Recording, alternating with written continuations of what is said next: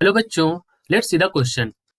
To reduce the resonant frequency in an LCR series circuit with a generator, what should we do? Right, यहाँ पे उन्होंने कहा है कि generator frequency should be reduced, other capacitor should be added in parallel to the first, और iron core of the generator should be removed, और dielectric in the capacitor should be removed. तो ये चार ऑप्शन हमको दे रखे। उन्होंने कहा है हमें क्या करना है, we have to reduce the resonant frequency in an LCR series circuit. Right, तो इसके बारे में बात करनी है। राइट, सो हम बात करेंगे इस क्वेश्चन के की कॉन्सेप्ट के बारे में। देखिए क्या है यहाँ पर। सबसे पहले हम जानते हैं कि रिजोनेंट फ्रीक्वेंसी के बारे में यहाँ पर बात कर रहे हैं, और रिजोनेंस होता कब है। So for the condition of resonance हमें पता है रिजोनेंस होने के लिए क्या कंडीशन होती है। X L is equal to क्या होता है, X L is equal to X C. Right, यानी कि यहाँ से हमें पता चलता है that omega L is equal to one by omega C, ये होता है। ठीक है, X L is equal to X C, यानी कि one by omega L is equal to omega C. और ओमेगा से वैल्यू यहाँ से क्या हो जाएगी, ओमेगा इज इक्वल टू हो जाएगा 1/√ऑफ, यहाँ पर क्या हो जाएगा, एल और सी हो जाएंगे। राइट, और ओमेगा की वैल्यू होती है 2πf।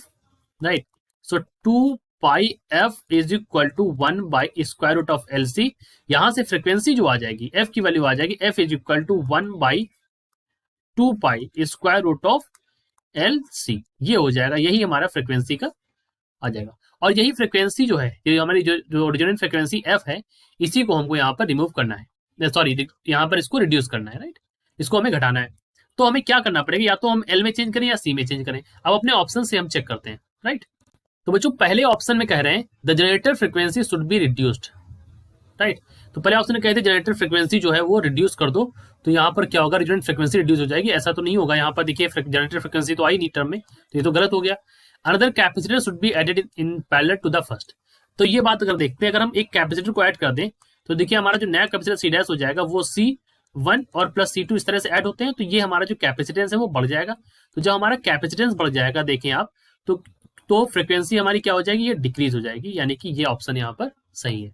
आगे देखते हैं, the iron core of the inductor should be remove. कह रहे हैं द आयरन कोर जो है उसको रिमूव कर दें। अगर आप इंडक्टर का आयरन को रिमूव कर देंगे, तो जो नया इंडक्टर आएगा उसकी वैल्यू हमारी कम हो जाएगी पुराने वाले से। तो इसकी वैल्यू क्या हो गई, हमारी कम हो गई। तो अगर ये कम होगा, ये रिड्यूस होगा, यहाँ पर ये इन्वर्सली प्रोपोर्शनल है, तो ये हमारी फ्रीक्वेंसी बढ़ जाएगी। ऐसा करना नहीं, हमको तो रिड्यूस करना है, तो ये भी गलत हो गया। And same for the fourth option, कह रहे हैं डी ऑप्शन में कह रहे हैं dielectric in the capacitor should be removed.